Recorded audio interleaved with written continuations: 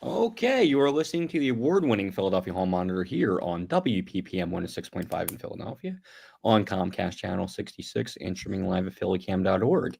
You can find us on Twitter at Hall Monitor WPPM, on our website www.hallmonitor.org, or on Facebook at PHM WPPM. Tonight on the program, we'll be joined by Bill Hangley, who will discuss what spending cuts could mean to Philadelphia parks. Vanessa Maria Graber will report on the White House decision to limit who can be in the White House press room. And Lance Haber will tell us about the impending water rate hike. So let's start with that, Denise. How are you tonight? I'm good. How are you? I'm here. So why don't we start with Lance and talk about this water rate hike? Again, I think every other year we're having this conversation. Lance, how are you tonight? I'm all right, and that's accurate. For the last 6 years, every year there's been another water rate increase, and I guess tradition is what we go on because there'll be 2 more years of water rate increases if the water department gets their way. Now, I did speak about this last week. I said I got a tip that they were going to file, but I didn't know the size of the filing. And I did get the press release from the water department, and here's what's even more amazing. They outright lied about the size of the rate increase because there's so many parts of the bills. Now, I do have a brief slideshow, and I'm going to go through it very quickly and then answer questions. So as I said, this will be the 7th and 8th years of the water department getting rate increases. What the water department's saying is misleading. It's just not, I guess it's polite to say misleading, right? That's the polite way of saying they're lying. So this is what the press release says. Rates will go up by 11.7% in this September, another 5.9% next September. And so they say the bill goes all the way to $96.68. Now, it is a competitive bill. The sad thing is it's not competing with other jurisdictions' water bill. It's competing with the electric bill now. It used to be we were focused on whether we were higher or lower than other water bills. Now we're focused on whether we're higher or lower than the average electric bill.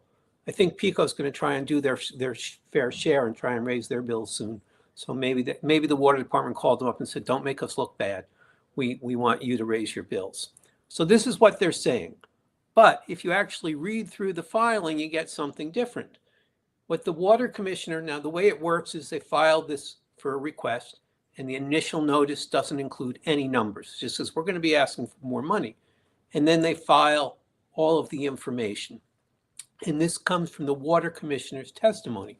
And he says, yes, we're going to ask for 78.6 million in next year, and the year after that, 58.8 million. But then he says what the water department won't say. In addition to setting general rates, the department is separately filing its annual TAP R reconciliation. The proposed changes in the TAP surcharge, they call it a surcharge because our bills are going to go up. But for some reason, they don't call that a rate increase. They call it a surcharge. You got to love these people who go to school to learn how to not tell the truth. So surcharges rates are supported by a separate filing. So if we actually look at what that is, you'll see that it's not the 11% or even the 15% increase that they're talking about. When you add them all together, the water rates going up from 81.77 to 96.68.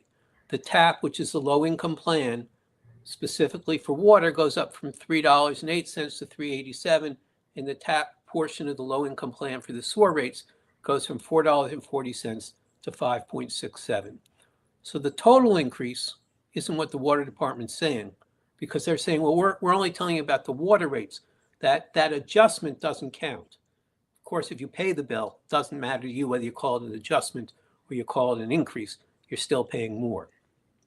So it's $16.97 a month, $203.64. Now, Denise, I think that's slightly less than the GO payment you were making those many years ago. But but it is close to a low, inexpensive car payment. The rate of increase, if you add them all together, is over 20%. Now, why do they need it?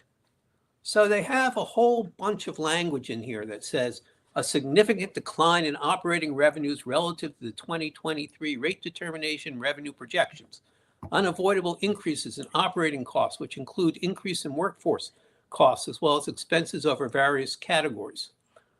Then they say the department is recovering lower revenues in FY25 than the revenues assumed by the rate board when it set rates due to numerous factors, such as lower bill volumes and a lower collection rate.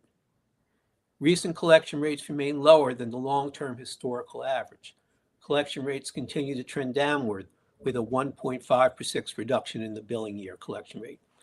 Now that's legalese to say we really screwed up here. What it means is the water department can't collect anywhere close to what it historically has been collecting. So when they bill for $100, they used to collect 95. Now they're down around 90. Now that's got nothing to do with the low income plan, because again, the low income plan is paid for by the quote unquote surcharge. So the fact that they're not collecting means they're not collecting from speculators. They're not collecting from nonprofits. They're not collecting from people who have walked away from the bills. It has nothing to do with low income people. Second reason why they say they need the rate increase is on average, people are using less. So we tell everyone, use less. You know, water conservation is very important. We don't want to be having to treat the water and put it back in the river. It's very expensive to do it. So please use less. Buy a low flush toilet, turn the water off, get a washing machine if you have fortunate enough to have one of those, and a dishwasher at home. Buy the models that use less water. And I guess this is shocking to government. People listened. They bought water conserving devices. They use less water. And when they use less water, of course, the water department collects less money. So on the one hand, they say use less. On the other hand, they say if you use less, we're going to raise the rates on you. Now, so I read the earlier part of the double talk. They said their expenses have gone up. Well, that's kind of confusing because their own handout, which is really well done, I mean, much better than I could do. You can see the professional touch on all this. Bar charts, many colors, wonderful pictures, people smiling, playing in the hydrants, the wonderful water parks we have in the city. Those kids are having a great time. Hidden in there are all these facts. And here's fact number one. The expenses haven't gone up, they've actually gone down. Now, I'd like to say it's because the water department has done something miraculous, but that's not the reason. There are many unfilled positions at the water department. And for those people who think Elon Musk is some sort of genius, the people who work at the water department were out every single day in the freezing weather, fixing the leaks, fixing the pipes, maintaining the system. I'd like to see Mr. Musk go out when it's 20 degrees, when it's 15 degrees, climb into one of those wet holes and try and fix it so I have water the next day. So the problem's not the workers. It's very clear. The problem is the management, and they can't fill the positions. As a result of not filling the positions, their expenses have actually gone down and not gone up. So when the water department says they need more money because expenses are up, simply not true. Again, they need more money because they can't collect what they bill and because we're using less. In addition, we've had this discussion in the past. It hasn't changed. The water department has not one, but two slush funds. They call one the residual fund. How many millions are left over after they paid all their bills? And two, a stabilization fund. How much money can they squirrel away someplace? These $150 million are kept in a bank that has no connection to the people of Philadelphia. It doesn't market mortgages, car loans, small business loans in Philadelphia. Has no branch offices in Philadelphia. I continue to ask at the hearings how many employees they have in Philadelphia, and the answer I've been receiving has been it's hard to answer that because they have virtual employees. Now, I guess there's some truth to that. If you're a virtual employee, where do you work? Virtually. But to have no offices, no branch offices, you can't bank with them in Philadelphia. And yet the water department, instead of putting the money in a credit union, a local bank, something that employs Philadelphians, gives mortgages to Philadelphians, keeps it as separate. But the real story, aside from that insulting part, is they have $150 million. So do they really need a rate increase? Here's what the water department says. Again, this is from their filing. Without rate relief, which is the words that the MBAs give us for increase, without rate relief, meaning higher rates, in 2026, The department is projected to need a sizable withdrawal of about $43.4 million from the residual fund. That would drop the balance to about $76.9 million. Well, it does ask the question, how many millions do you need to keep in your political supporters' bank before it's too little? I kind of think $77 million is a lot of money, but maybe I don't know anything because I'm not that well off. I'm sure it's not a lot of money to Elon Musk, but it seems to me to be a lot of money. If you could avoid the rate increase and still have $77 million in the bank, that may not be such a bad thing. I know people are struggling to pay with competing with the electric bill. I know they'd be relieved, but the experts at the water department say, oh no, keeping $77 million in the bank isn't enough for us. Now, why isn't it enough for them? You know, what is the water department worried about? Well, it turns out they're worried about the bondholders, and they have language for this as well that's I find insulting, but and anyone who's listening to us, don't blame me for this language. I didn't invent it. The financial people at the water department are very concerned about the comfort of the bondholders, and they actually use that word, the comfort. Now, no place in the filing is anyone concerned about the comfort of the ratepayers, people who are going to work every day and struggling to keep up with inflation, with the higher bills. No one's concerned about their comfort. But the bondholders, the people who have enough money to lend tens of millions of dollars to the water department is very concerned about their comfort. Now, I do realize that this is somewhat technical and somewhat in the weeds, so I'm going to do my best to explain it. What this shows is that the water department wants to collect more to keep the bondholders happy than what the agreement with the bondholders is. So for every dollar a bondholder lends the city of Philadelphia, the city of Philadelphia agrees to collect $1.20. Now, this supposedly is because of the bondholders are not happy if all we do is collect enough to pay them. It's kind of like a mortgage company said to you, well, I know we said you have to pay us $1,000 a month for the mortgage, but we want you to pay us $1,500 a month, even though we only need $1,000. So the bondholders collect a coverage ratio. It's called a coverage ratio, 1.2. Again, for every dollar that's owed, we collect 20 cents more. Now, the water department says we need this rate increase because they want to increase it to 1.3, $1.30 as opposed to $1.20. The law doesn't say they have to. The agreement that the bondholders signed when they lent us the money and we agreed to pay them back says 1.2.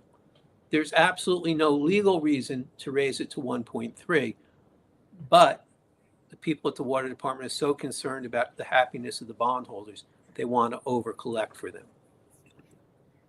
And that's really the reason for the rate increases. Again, it's threefold. One, they can't collect what they bill. Got nothing to do with the low-income plan. The low-income plan stands by itself. Two, they ask us to use less and we use less. Three, they refuse to do anything to keep their costs down. And let me give you three quick examples. One, because people are using less, that creates a surplus in our system. So we have the capacity to deliver and process more water than what we're currently doing. If we are using, let's say, 100 gallons, and now we're using only 90 gallons, that extra 10 gallons of capacity is a tremendous economic tool. Any business like Jackins or Dietz and Watson that uses water in their process can get that water at a very inexpensive price because the water goes into the bottle and doesn't go back into the sewer system. So if you're a distillery, if you're a brewery, if you're a food processor, and you use water in your process, the water department, if it wanted to, could market this surplus capacity to them. And I know many of us don't know, but we have a number of breweries, and we have one actually liquor distiller in the city that's been here forever. So we could recruit more if we wanted to. And that would, again, the more water we sell, the more money comes in. We ask people to use less. That means we have an excess capacity, which we could market. Second example is a buying cooperative. Other municipally owned utilities belong to a buying cooperative, so when they buy chemicals or supplies, they get a bargain rate. City of Philadelphia refuses to join that co-op. And the third thing, which we've spoken about, is the gas works is also municipally owned. Most of us who are fortunate enough to have homes have our water meter and our gas meter 10 to 15 foot apart. Even when I lived in East Oak Lane, which is a larger housing stock than row homes, most of them were twins or singles, the difference between the water meter and the gas meter was only 15 foot. Why we have to have two separate companies do the billing, collections, check on the meters is beyond belief. So when the water department comes and checks my meter to make sure the automatic meter reading device is correct, why they can't check PGW's meter is lost on me, and that would all save money. So those are just three very quick examples. And the fourth example I'll give is the water commissioner's testimony says he's going to have 7 distinct panels explain why the rates have to go up. There's not a single panel that he's going to introduce that's going to talk about all of the things that the water department has tried to do, has done successfully or tried to do and not been able to do, or looked at and decided it wasn't worth doing to contain costs. Now, I recognize it's easy to say cut waste and mismanagement, and I'm not suggesting the way that the federal government is doing, which is fire everyone and then see who's necessary, makes any sense. But if you're going to hire people who are going to look at your finances, look at this level of debt service, it makes sense to bring people in to look at what can we do to keep costs down. And the reason why they don't do it is because they don't have to. We, the consumers, are the path of least resistance. The system is so, and I don't mean corrupt by paying bribes, I mean corrupt in the old-fashioned use of the word. Here's what happens. There's no way the water department's going to get all this money. They know it, I know it. So the water rate board, the people who set the rates, hire somebody as a law firm they hire, and they call them the public advocate. The public advocate and the water department get together in a back room, and they say it has to be in a back room because that's the only way to negotiate. You only can negotiate in a back room. They'll take 15% off the entire amount that was asked for, and the ratepayer advocate, the water rate board's lawyer, will say, we've settled the case and we reduced the rate increase by 15%. This is what's happened every year for the last 6 years. The same hearing examiner that's been used every year for the last 6 years is going to be used again. And she's going to say, look at this, this is wonderful. Everybody did their job and the water department isn't going to get what they asked for. And of course, the water department is going to go to the bank laughing and saying, we knew we were never going to get everything we asked for. The whole system is set up so that everybody gets a paycheck, and everybody getting that paycheck is paid by the water consumer. Yes, we asked for more than what we needed. We knew that for the system to hold together, we're going to have to get 10% off the top. We know that the people who regulate it, the water rate board, they hire the lawyer that's supposed to represent the public. They've already told them to settle the case. When the hearing examiner sets up the schedule for the hearings, there will be days on the schedule for settlement negotiations. They've already put the system in place. And unless City Council decides to represent the interest of its voters, of its constituents, this system will continue to go. Again, all the consultants get paid very well. All the bondholders get paid very well. All the people at the water department, the upper management, get paid very well. Even the people who are supposed to be representing the public get paid very well. And the only problem is the water rates go up every single year for 6 years in a row. And now it's year 7 and 8. We never get what we need, which is some innovative thinking to use the water department as an economic development tool, to find ways to join buying cooperatives so that city-owned municipal utilities can save money. We don't have those kind of institutional changes because the system that's in place works so well for everyone other than the ratepayers.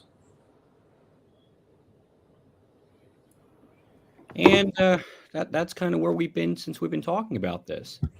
Right. The water company gets to hire the people who are supposed to argue against them. Well, that's right. That's exactly right. And I want to be clear, they're not going to get everything they ask for. They're simply not. They're going to get 10% less. But if you ask the question to the water department's multi-million-dollar consultants, have you ever known a water utility to get everything it asked for in a rate case? They say no. And if you say to them, well, do you think the heads of the utility companies that you work for, including the head of the water department, know that? They'll say yes. And you say, well, do you think that's why they ask for a little more than what they need? They say, well, on paper, this is what they need. But I'm not a big believer that people who get to run the water department are dumb. I don't believe that they're stupid. I don't believe that they're ignorant. I believe that they know what's going on and they figured it out. Ask for slightly more than what you need. And then, say, oh, they held my feet to the fire. I sharpened my pencil. I did everything I could and I saved you money. Going back to Denise's story about the Geo. They're the car salesman. I'll go talk to the manager for you. I'll sharpen my pencil. I'll make a better deal for you. And of course, the difference is everybody knows the car salesman works for the car dealership. But we think that the water department is supposed to work for us because it's municipally owned. And in fact, it doesn't. So basically, we are doing the water equivalent of a $259 a month Geo Metro. We are, and it doesn't have to be that way. Yeah. It just doesn't have to be that way. We don't have to hurt people. We don't have to take the working poor, the people who are struggling, and put this incredible burden on them. And I'm very fearful, and I know we're going to talk about this later. I'm very fearful that as the federal budget happens and the Philadelphia Tax Review Commission recommends the elimination of all business taxes, and there's less money for city services, less money for the daycare, for the rec centers, for the health centers, I'm concerned at some point, even though we keep saying as a city we want to lift people out of poverty, if you make people pay more and you take away their services, we're doing the opposite. Their income might go up, but their expenses go up, far outstrip their income. And by the way, just so everybody knows, there is an industry standard for how much is a water bill should be to be affordable. And again, this is not my number. The water department itself says the rates as they already are, according to the industry standards, are not affordable. And we'll get into more later, and hopefully we'll get some more information back about why they're saying their expenses go up when their own report says expenses go down. They'll have an explanation for why they have to increase the debt coverage ratio from 1.2 to 1.3. And again, I recognize it's a difficult concept for people to hear about for the first time. But what it means, which I think is very simple, is the rich people said, hey, we want more. Yeah. And the people who try and keep the rich people happy said, sure, we know who to beat over the head to grab it. Yeah. A lot of that going around lately. Lance, thank you so much. As always, we're going to keep on top of this, and we'll follow up in the coming weeks. So thank you so much. Thank you. I'd like to bring on Vanessa Maria Graber right now. Okay. Okay. There we go. Vanessa, how are you tonight? Hey, I'm hanging in there just like the rest of America right now. So the best we can do right now. So Vanessa, you've been following something that we've been talking about off the air for a little while now. And this is another thing that seems to get worse by the day. Tell us a little bit about what you've been keeping an eye on. So since President Trump took office, there have been a number of attacks and threats to press freedom, our First Amendment, and to journalists more specifically. And so I've been keeping track of the things that have been happening at the White House, limiting access to people at the White House, and also threats to the Corporation for Public Broadcasting, NPR, and proceedings that the FCC has been engaged in. So I have a list here, which I'm happy to go through right now. So just today, the White House denied access to several news agencies, including Reuters, Huffington Post, and foreign press to President Trump's first cabinet meeting. They did not give a reason why, but they were asked to leave, while several other news agencies were allowed to stay. Reuters, of course, wrote a response, and they are not happy about this. And they have been allowed to cover pretty much everything that has been accessible through the White House Correspondents Association. There is a rotation of press and journalists that are allowed to sit in on these meetings, travel on Air Force One, and go to other meetings in the Oval Office. And the wire services like AP and Reuters have always been allowed to be included. So again, today, that is the latest thing. Of course, this follows a string of different announcements that the Trump administration has made. So on Tuesday, the White House announced that it will decide who has access to cover the president in smaller spaces like the Oval Office. And as I mentioned, the White House Correspondents Association usually decides the rotation of the press pool. Now that's going to be decided by the White House. They said it was an effort to include media outlets that have not been traditionally allowed access. And so they did this with respect to who's allowed to attend the press conferences. So we saw a number of what we'll call alternative media outlets, including podcasters, influencers, and other online news sites that are right-leaning or Yes, MAGA sites, right? And Vanessa, I don't mean to cut you off there, but I just have to say this, and maybe you were going to say it, but I've watched all these press briefings, and I feel like I've been doing this long enough to know when a question has been planted, and I really believe it's almost too perfect what these alternative outlets ask and how the response comes. I don't like to accuse people of things like that, but I've seen it before, and I really feel like that's what's happening here. So I just had to get that out. Yeah, it's unclear. I don't think most people know that, among the press corps, they negotiate questions so that no matter who is called, they're able to get, some basic questions answered that are useful to everyone. Of course, not everybody plays along by that, right? Like sometimes there are outliers and members of the foreign media that have their own specific questions and agenda. But normally it is a very collegial group that works together because they know that they all need to take turns and they all need to get answers to very similar questions. So there is some negotiating that happens before these press conferences start.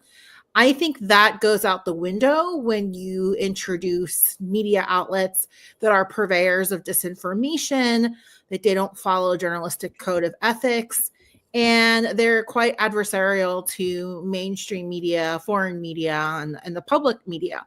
So I would love to know, how that negotiation is happening now, and whether or not they are, still employing those collaborative tactics in order to get the most information useful to everyone. That is unclear. One of the other big news stories is the Trump administration has decided to bar the Associated Press from being in this press pool because it just declined to refer to the Gulf of Mexico as the Gulf of America, which again is the name that now Trump has assigned to this body of water. And if you're wondering why they're having such a conflict with the Associated Press, it's because the Associated Press puts out the journalistic style book every year. And this is the style book that is the standard for reporting, which many of us have had to learn and take a test in J school in order to learn the rules. It often shows us what abbreviations to use, how to address elected officials. There is a list of vocabulary that's added every year. And so this is an attempt to pressure the Associated Press to change their style book, which they are refusing to do. They're saying that this is a violation of their First and Fifth Amendment. So they sued several top Trump administration officials last week.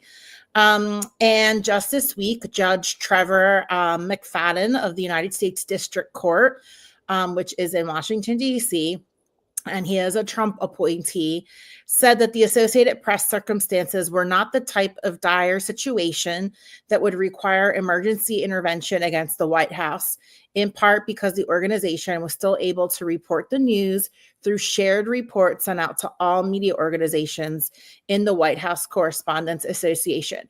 So the injunction that they asked for was denied. And I think this is the concern. During the last Trump term, he appointed hundreds of federal judges. So as so many of these policies are going to court, they are winding up in front of Trump appointees. And even though they might get ruled differently on appeal, for now, when they're asking for a stop to these policies or an injunction to things that are actually unconstitutional, they're not getting that on the first try.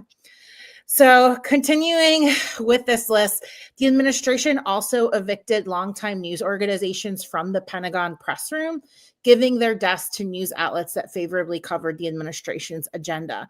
So when you go into the Pentagon building, there is a whole section of little offices like cubicles where the press has, works out of.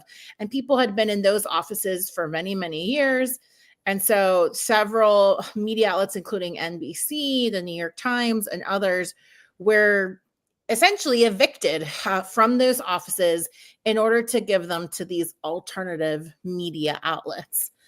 At the FCC, which is the agency that regulates all telecommunications and broadcast media, the Federal Communications Commission, their new chair of the commission is Brendan Carr. And it wasn't long when he, after he was announced as the new chair of the FCC, that he launched investigations of NPR and PBS for underwriting violations. He sent a letter to those networks expressing concern about the potential of stations that air their content putting commercials on their stations.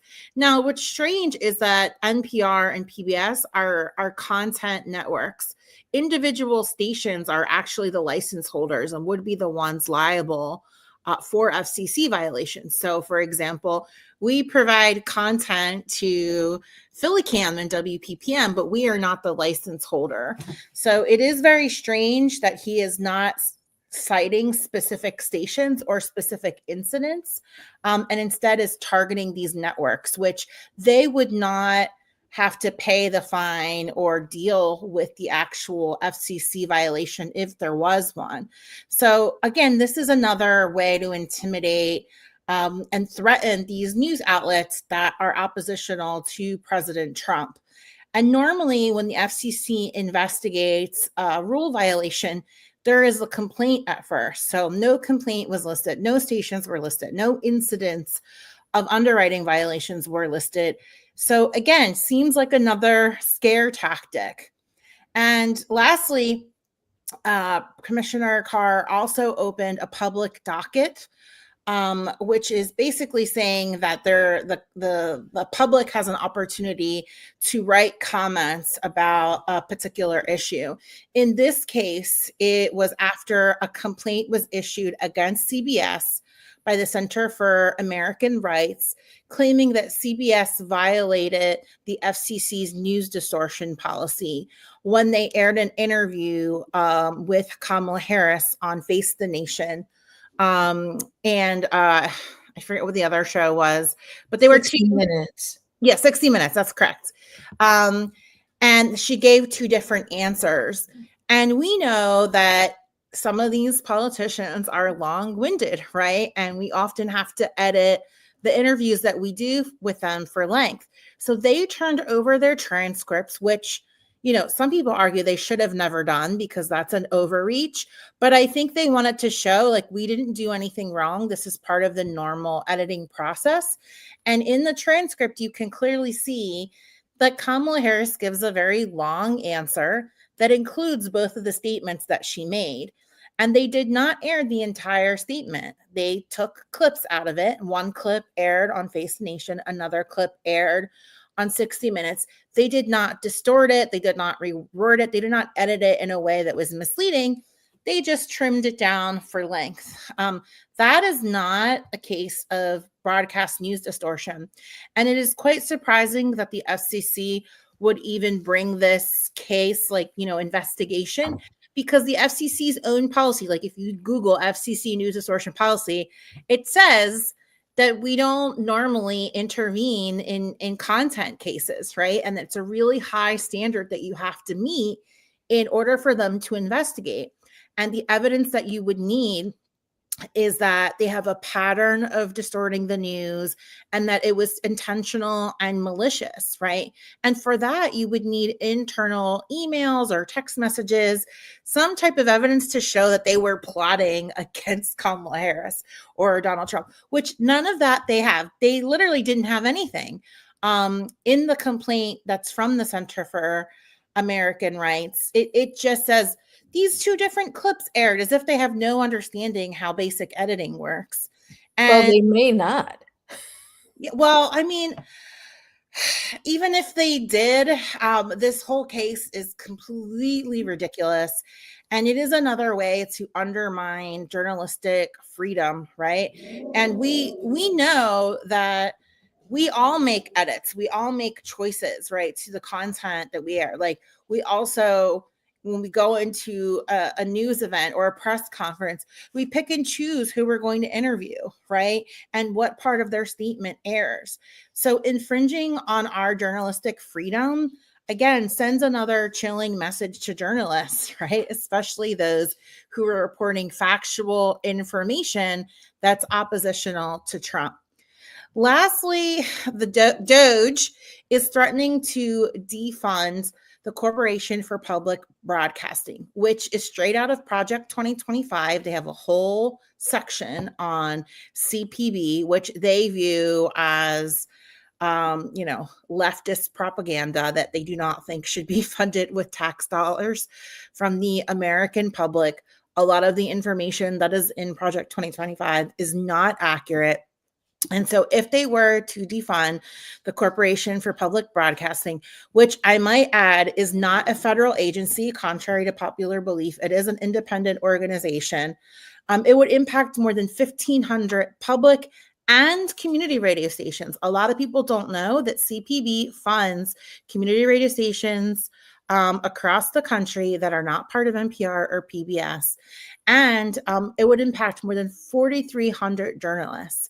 The biggest threats would be to rural stations, small stations with budgets under $100,000, emergency broadcasting equipment, and group buys that fund infrastructure. And so it would be very, very detrimental and really hard to bring back funding for this once it's gone away. So the GOP, just put forth another spending bill, but it's unclear yet if these cuts are included. And so we're still sifting through that, and we should know in the next week or two. And lastly, I'll just say that the heads of PBS and NPR and CPB are expected to testify at the end of the month in front of Congress. So we'll see what they have to say and how they are going to resist all these things. But as you talked about in the beginning, another day, another attack or threat to the press and our freedom. So it is very concerning, and we're starting to see journalist support organizations begin to organize and put forth sign-on letters and have campaigns in order to fight back against these threats. Yeah, the Society of Professional Journalists, which I'm the president of their Keystone chapter, we signed one of those letters in support of the Associated Press lawsuit. I get the feeling I'm going to be doing that a lot. And what I think people really need to understand is, even if you don't agree with everything you see on the news or everything you read in the paper, because a lot of this is coming from a very partisan viewpoint. They want to go way back to the days in the beginnings of the American press, where you had newspapers and television stations that wore their partisan beliefs on their sleeve. And they don't care if those beliefs are accurate or if they're well thought out or any of those things, anything that closely resembles a fact to this administration is something that they want to tamp down, it seems. And what the American people need to understand is while you may not like facts or what they say about your favorite candidate or your favorite entity or whatever, you may not like those facts, but they're important for you to know what is being done in your name. And if you're not getting that factual information, you end up very surprised by some of the things that end up happening. Like one of the things I have heard about the budget plan that the Republicans are putting forward is that $880 million is about to get hacked out of Medicaid. Billion. And you have a whole lot of people who believed Donald Trump when he said he's not going to mess with Medicaid. I'm sorry, but hacking $880 million out of it sounds a lot like messing with Medicaid to me. 880 billion. Oh, I'm sorry. I got And my 320 billion from food stamps. That sounds a lot like messing with those programs to me. Yep. Yeah, I want to add 2 more points. One is I forgot to mention that Washington Post owner Jeff Bezos issued a statement today. Larry making a face. And he announced major changes to the Washington Post's opinion pages. He says, we are going to be writing every day in support and defense of 2 pillars, personal liberties and free markets. We'll cover other topics too, of course, but viewpoints opposing those pillars will be left to be published by others. And this is what you're seeing here is the oligarchy consolidating power. That's correct. So let's connect that to my second point, which is all of this are signs of authoritarianism, Yep. right? And these attacks on the First Amendment and press freedom and against journalists and intellectuals, we've seen this happen all around the world in every country that has dictatorship and authoritarian regimes. So I think we need to call it what it is. Like these policies are fascist. They're being driven by billionaire oligarchs, and it is very scary. So if we don't organize, some kind of resistance to this, it can happen very quickly, right? Where our rights are taken away. And so I think it's really important for people to learn more about the concepts of oligarchy, authoritarianism, to know their First Amendment rights, to know their rights to be able to broadcast on stations like ours. There's also threatening to investigate stations that are reporting on ICE and deportations, like that station in California. And so again, these are violations of the First Amendment. It's a violation of press freedom, and we have to call it out when we see it, which is authoritarianism. And so I'm going to continue keeping tabs on this. I suspect in the next couple of weeks, we'll hear more about the proposed budget cuts and how far it gets in Congress, and also some of these congressional hearings that are taking place related to some of these concerns. All right. Well, Vanessa, thank you so much. And I'd like to say we'll look forward to that, but I don't. Hopefully I'll have some good news to share. Yeah. All right. Well, thanks so much, Vanessa. You're welcome. And now we'd like to bring on Bill Hangley, Hall Monitor contributor. Well, that was a cheery little look. Yeah, well, the whole show's been like that, Bill.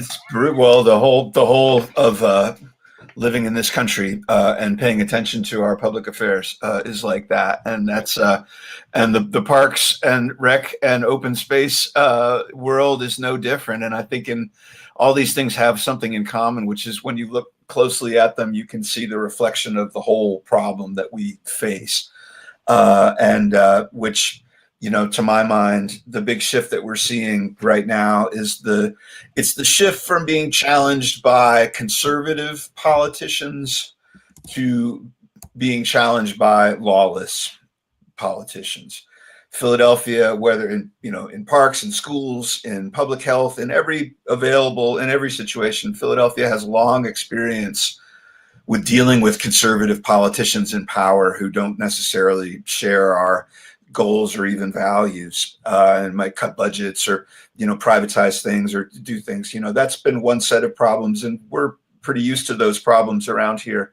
The problem of dealing with a lawless administration, and I use that word now more and more, and I think it's really the only proper descriptor for the way these people operate. To be confronted with lawlessness at the heart of our government is a true, as I said in the piece that's in the Hall Monitor today, it's horrifying. First of all, just strictly horrifying at the most personal gut level. For me, for everybody I know, and it's also it's a direct threat to to all the things that we're used to relying on to get things done in the public sphere.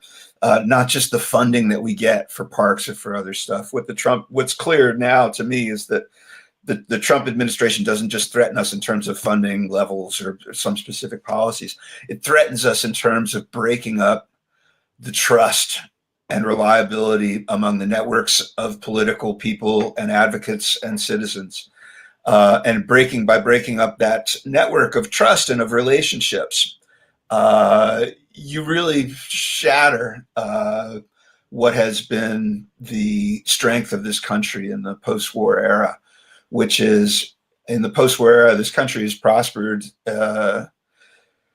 with an incredible it's prospered because we have, in my opinion, because we've had a tremendously varied and layered set of power relationships in this country. Cities have power, counties have power, your neighborhood, your county, power is broken up and spread in all sorts of layers, from cities to counties to states to the federal government. And all these folks have worked together in ways that have brought us to the place that we are.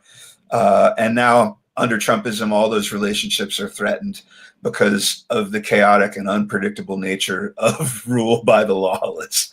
So that's a long intro to much longer intro that I probably should have given to telling you a little bit about what I've learned about where we stand with parks and the new administration. What is Trump's impact potentially on Philadelphia parks, recreation, and open spaces? That's the question that I've been considering for a little since the election. And in my time today, let me touch on three different things. I want to talk about Trump and parks. I want to talk about lawlessness and parks. And I want to talk about lawlessness and the city of Philadelphia. First, Trump, particularly in parks. What sort of Trump and hyper-conservative governance means for parks is going to play out on a lot of fronts. The way that federal money comes into Philadelphia Parks and Rec is it comes in little teeny ways in lots of different places. We don't get a bunch of federal money that goes straight into the parks budget, but the way the federal government spends money around here touches the parks in lots of ways, including funding snack budgets that go to rec centers through agriculture, funding environmental watershed protections that help protect the watersheds, funding, in some cases, special projects like protecting some bridges in the Wissahickon from the effects of climate change. Or there's all sorts of ways that federal money kind of comes in and touches us. And any one of those ways, that anytime those funds are cut, it hurts us. There's other things about Trump that are also going to prove challenging, if not outright dangerous, in our parks, including whether ICE and its immigration police are going to come looking for people at rec centers. Are there going to be challenges at the rec centers and in the recreation department that parallel the ones that our schools are facing in terms of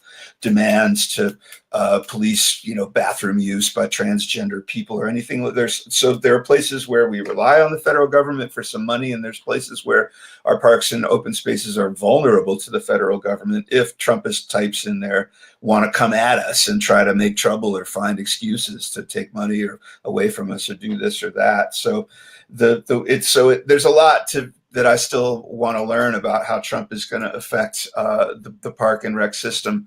But certainly one of the ways that it could affect the park and rec system is by cutting off money that was promised under the Biden administration. And so I can tell you, I started looking into 3 grants in particular that were awarded at the end of the Biden administration, about $40 million in total. That's supposed to help reconstruct some bike paths on the Schuylkill River Trail, helped reconstruct the Eakins Oval at the Art Museum, and helped plan the rail park extension in Spring Garden to rebuild that old train trestle. That's $40 million that Biden promised it's going to go straight to our parks. And I went to find out if it was still going to come. At first, it looked like, because of Trump's freeze, it wasn't going to come.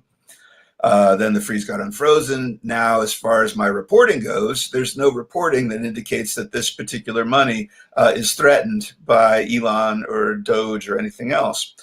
But as far as my observation as a living, breathing human being goes, I can tell that nobody can say for sure whether anything that the Biden administration promised to Philadelphia is going to make it here, including those grants for those parks. We'll see, and we'll have to rely on the people who are taking care of that money to keep us updated when we ask about the status of those funds. But last I checked, with the Center City District that's supposed to get some of this money, is it coming? They said, as far as we know, it is. We're, quote, working on the details, and that's where they're going to be with a lot of those things. So Trump can help Trump can hurt our park system in a number of ways, including cutting off money and taking it out of the budget in the future. And it's also unclear. And so just to wrap up Trump and parks, we'll be watching to see exactly what Trump himself does in the next year that's going to affect this system. But the next step I want to talk about is lawlessness and parks, because the thing that Trump has introduced into the conversation that is really dangerous for parks, for open space, for any policy area, is this new element of lawless chaos in the process. And that lawless chaos now has the name of Elon Musk and Doge. And as I wrote in the piece in the Hall Monitor, it's important about those guys is that that's all they are. It's just some guys. And somehow they've been handed the keys to the whole operating system for the country, and are more or less randomly either canceling programs or slowing them down, or eliminating them under some weird some logic of their own, or simply firing the people who are supposed to take care of these things so that they grind to a halt. Whatever these folks are doing, they're doing it. As I said, it has a bit of a fig leaf of legality on it, but anybody with experience in what the law is and allows looks at these folks and say, yeah, these guys are just bullying past the law, forcing their way into public spaces, forcing their way into public systems, using every bit of leverage that they can get their hands on, and breaking up the country's ability to deliver on its lawful commitments, which is an incredibly serious fact. As I mentioned in the story that I put in the Hall Monitor, our governor, Josh Shapiro, had to sue the federal government to unfreeze $2 billion that was lawfully appropriated. And it took a couple weeks, and finally the money started to move again. And Shapiro puts out a statement, which is linked in my story on the Hall Monitor website. And it's an incredible, first of all, it's an announcement, we got the money back. And the second of all, it's an incredible analysis by Shapiro's office of what the Trump administration did. According to the Shapiro office's press release, the way they see this is that the Trump administration broke the law, ignored the Constitution, overrode the will of Congress, and just stopped the money for no lawful reason at all. And Shapiro, he put that in language that, I hope others see and read and understand, because to basically have governors, piping up and saying, hey, the president of the United States just took the Constitution and wadded it up and threw it in the garbage. That's an unprecedented situation in my life, and certainly in my 30 years of experience in journalism and research and public affairs. Lawlessness and Philadelphia parks means nothing good for Philadelphia parks at any level, because it means you can't count on anything that's coming down from the top. And once you can't count on anything, then you can't get anything done with anybody. I mean, that just leaves everybody scrambling in circles. And that gets me to the last point that I want to bring up. And I started out this particular story just wanting to know about these grants and these funds, and I ended up basically thinking about life, the universe, and everything, because the stakes are so incredibly high for all of us in this country right now. And as I said in the story, parks and what happens to parks is way, way, way down on the list of things that we have to be worried about in this time. but they're also a very good microcosm for understanding the implications of what's going on, because parks and open spaces rely on so many different kinds of funding and so many different kinds of participation by citizens and by lawmakers. Once you introduce the capricious whim of the autocrat into these delicate and complicated processes, places like Philadelphia can't get anything done. And I'll tell you how I know this is because I saw the aftermath of another autocracy at the beginning of my career. As you guys may, you may know from previous conversations, as you read in my story, I'm 56 years old. I started my career at 21 in Czechoslovakia. I went straight there after college to start my career as a journalist. I found work at an English language newspaper in Prague. This was less than 2 years after the fall of the Berlin Wall. And the story in Prague at that time, and all over Central Europe at that time, was how are we going to transition these formerly autocratic Soviet-controlled nations into what we called the free world at the time. And what I quickly learned that really surprised me as an American who had an idea about socialism and communism and what communism meant. I got to Prague and I realized, hey, these guys had elections too. They had a government too. They had legislatures, they had city halls, they had lawmakers of all kinds, they had some political parties, they had policy debates, they had this, they had that, they had the other, they had all sorts of things that looked like democracy, but they weren't. And the reason that they weren't is at the end of every public process under Soviet socialism, there was the Central Committee. And if the Central Committee decided to change whatever the public process had done, it just did it. So nothing that happened in the public process could really be trusted.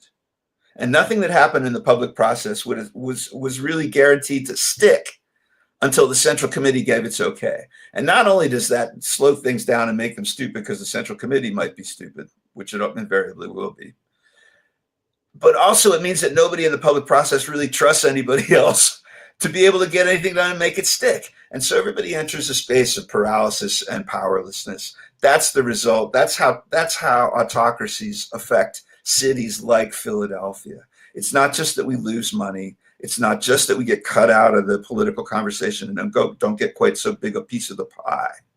What happens under an autocracy is that your local lawmakers and your local advocates are rendered powerless because the whim of some dude or some committee, like way up there in the clouds, can cancel anything that you do at any given time.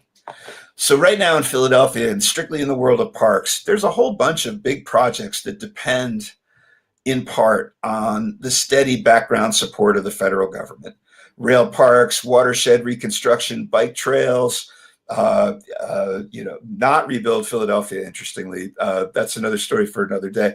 But in many cases, basically anything that's big that's happening in Philadelphia parks, it's probably got some federal money, not just behind it, but sort of keeping it going in such a way that it keeps all the other stakeholders at the table. All the philanthropies, all your city council people, representatives, all these various characters. As long as that federal money's been coming through for those big park projects, it helps keep everybody together. Once federal money is not just cut off, but subject to just the random whim of some unelected dude, Elon Musk or anybody else who might replace Elon Musk tomorrow or the next day, right? Right? If it's not him, it could be somebody else. As long as that character is in the mix, it makes it really difficult, if not impossible, for people lower down the power totem pole to organize and get things done. And the result for places, the reason that it's important right now for Philadelphians to see what's going on, to be honest about what's going on, and to pressure our own lawmakers to cut off the power of Musk and this crew to whatever degree possible. If Philadelphians don't, and Americans don't successfully kind of nip this dogism in a bud, the result is that our local governments become kind of figureheads. Yeah. And you really can't count on it. Ends up being, I can't tell you how the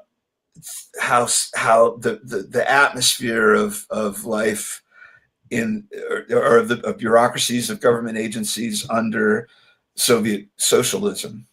There was a particular kind of malaise that the whole right of the world of officialdom suffered from.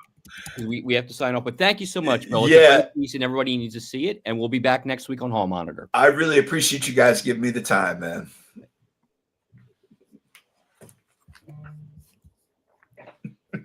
Right, where-